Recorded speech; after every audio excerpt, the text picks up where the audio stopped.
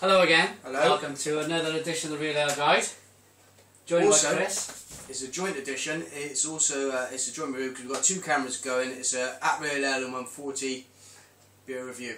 Collaborative. In so I'm joining Chris, and Chris is joining me. Today, in a joint review, you'll be able to watch it on both channels if you're a little confused. So you've got Real Ale in 140 on YouTube, or Real Ale Guide. You can watch it on whatever channel you like. But we're going with the Thwaites INDUS Pale Ale. Now that must be an old word, INDUS. It must be, we'll probably get around to reading it later on. Yeah. The word INDUS is probably something which is the original. I think it relates to a name of the ship that was going to India at some point. We all know the reasons that IPA exists. And if you're new, if you just caught this review and you're getting into beer for the first time, real ale and craft beer, India Pale Ale means that it was taken to India, it lasted the journey, the beer was hopped more, there was a lot more, the alcohol content was ramped up. You think this is the days of end of empire, you know, and we're looking at pleasing soldiers at the place. Look at that lovely carbonation, and I'll bring some of that up there now. There we go, and I'll whack the lights on that as well, and there we go. Absolutely. You'll be able to pick that up. Look at that. There we are. Oh, the fairy liquid's going mad. There we go. I'll remove that now.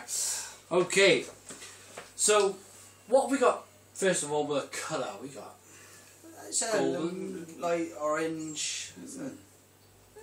The carbonation is calm. It's gentle. It's calm and gentle. Yeah. There's not much of a head, as you'll be able to see. No finger head. Although you've got a one finger. I've got a one finger head. Now maybe down to glass washing differences, or just the glass. Might be down to the glass, yeah. So don't worry about that. These aren't inconsistent necessarily. Should we get the nose? Yeah. Ooh, not much. No, not an awful lot of that. Mind you, in all fairness to Thwaites, we've been drinking a couple of pints today, so yeah, maybe there's some biscuit in there. Yeah. And I did a quick tweet review of this. If you follow Twitter at Real Ale 140, you'll be able to pick up all of my mini reviews of these. I only do blogs and vlogs as an occasional thing. Yeah. But I thought this was worth bringing around and let the Real Ale Guide have a look at this. It's got. I can almost smell the cleanness in the water. It's got that clean. And Fuller's do. Oh, that's not Fuller's, is it? It's Thwaites. Thwaites do some lovely ales anyway. They're picking this up as an amber ale with 4 different hop varieties they're saying. Oh, nice. Extra taste and aroma. And it's 4.6, is it? Yeah. 4.6%. So it's in sessional territory. It should be tidy. Get a taste. Absolutely. Chin chin. Cheers, everyone.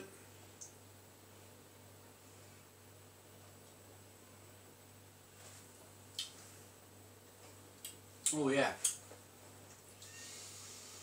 Well, that kind of goes on nicely, kicks up a gear towards the middle, and then kicks back down again straight away. Yeah, you get a boomer hop in the middle. Yeah. And then a big middle. The carbonation comes in first. That's the first thing you get, is a kind of big fizz. Then that drops quite quickly. Very quickly. Tails off. Yeah. And there's no real massive lingering hop presence like normally we're talking. Although we did the Brewdog 5 AM Saint, we were talking afterwards and continuously talking about that hop presence which was still there in the palate. That dissipated quite quickly, but in all fairness, I suppose you want that to do that with a session beer. I think with a session beer like this, you really don't want it to linger too long. No, it's nice that you get that sweep of it. Yeah. And then you're left with a clean palate ready for the next go. Yeah. And you pick up the same set of flavours each mouthful, and as it moves on, the smell doesn't particularly change, but the taste doesn't particularly mature. And it's a consistent pint. Yeah, very much. This is something I don't know. You sit down, you have a couple of pints before your meal in your local. Where we would go would be where the kids are running around in one of them pubs where they allow kids in. You get a couple of pints of this on cash before you order your meal, and then you order something, I don't know, like fish and chips or something, or you want a proper beery meal. I'm saying fish and chips because we've just been eating cockles. That's just on my mind, but yeah. So I imagine fish and chips with this. Yeah, we've been using the brine to sweep out our palates from the previous beer, but this would work well with that kind of traditional British fast food, I suppose. You know, it's that kind of ale that sits easily enough to kind of just get into. Nice slice of pepperoni pizza or something with some chips or anything. Nice quarter pounder or something. I'm talking myself into food, yeah. It's that time of day. It's not tea time yet. Leave it alone. This is rather nice. It's nice sweet malt backbone to it. There's some nice hoppy tones to this beer. It's not huge. It's not meant to be huge. I don't think they brewed it to be huge. It's not meant to be a massive hot monster. No, there's nothing on the label that suggests it will be. It just says it's kind of, you know, it's celebrates ales of the period. You know, reflecting back on the IPA thing which we touched on earlier. Excuse me. It says it's enriched with abundant hops for a flavour that stays fresh and crisp to the finish, and that's the key to this one. Yeah. You're getting a consistent thing all the way through. It's clean. There's nice, lovely, clean hops in this, and it keeps coming back at you. Excuse me, with the same flavour at each mouthful. You know, and if you were to have this on cask, it would probably not be so fizzy. No. It'd be. I reckon it'd be a step up. A step up on cask. I think they actually put that carbonation in the beer just to help it along the way in the bottle, because I spoke to some of the head brewers in the country and they say. Even they admit themselves that their bottled ales are nowhere near as good as they are on cask. So I mean, sometimes we give 8 or 9s on this on our channels for beers. It would be great, perhaps in the summer, to go to the GBBF Great British Beer Festival and actually try some Sierra Nevada on cask. Can you imagine how good that would be? We're lining ourselves up to go to the Bristol Festival, which is in March, I think. Come and meet us. Come and say hello. Yeah, we'll be there. Yeah, come and have a beer with us. Yeah. And I want to try a few bits on cask. Skinners have said that they'll be either there in person or they'll at least get their beer there. And I really want to get to grips with the Betty Stoggs on cask. That's going to be. That would be a good part of the year. It's a step up, isn't it? Yeah. It's a step up. I mean, like I say, for something which is in the bottle, I've got to ask you a question. You've been drinking beer some months now. When you see something like this, with the big letters IPA, Thwaites, but you see it at 4.6%, you're not really... You know in the back of your mind that the beer's going to be... You're going to grab 4 bottles and you're going to session it, or three or 4. Even though there's that big IPA, I think that's just to catch your eye in the supermarket. They give you a sense of the style. Yes. Sense. And that's it. I don't think they're looking to say this is a big hop monster. No. They're not looking for that at all. No, if someone's looking to suggest it's a big hop monster, it's going to say, I am a big hop monster, and probably do this. Yeah.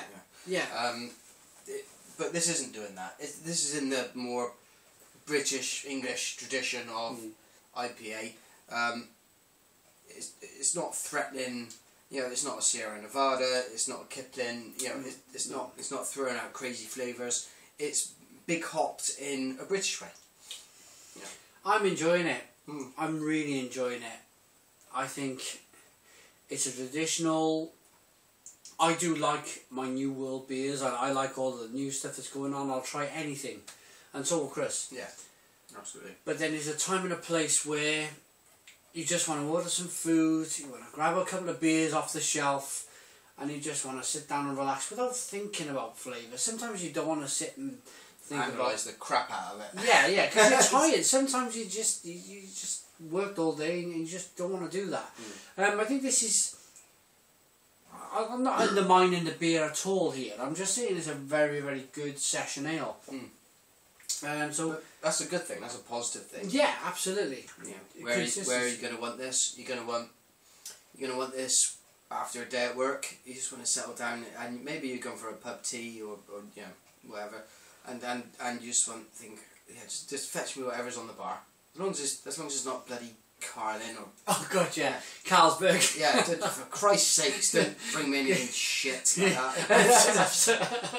Absolutely, yeah. Yeah. To get me whatever's on. And if they've got this there, that's a good start, you know. Yeah, it's an absolutely good start. You wouldn't be disappointed. So, on that note, or on my note, for your channel, I'm going to give this a rating first. And I think I'm going to give this... I think it deserves a 7.5. Well, I was going to go with a 7. There's the right finger, so I'm going to do Simon style, which I think, given this is a joint review, works out at 7.25. 7.25. Not bad at all. Not bad at all. Extremely sessionable. Look at it. Whatever camera we're looking at here, you can check. I'll look at mine. You can check out Chris at Real Ale in 140 on Twitter. He blogs and on YouTube. And you're on at Real Ale Guide on Twitter. No, Real Ale Today. Real Ale Today on Twitter. The Real Ale Guide on YouTube. Check that out because there's a lot more going on. You need to check it. I've been going a little bit longer. That's all. Yeah. But I mean, Chris will catch up. Yeah, he's much older than me. Nice to see you, mate. Absolutely, absolutely. Good. So if you go that way and I'll go that way, and we'll turn our cameras off. Cheers.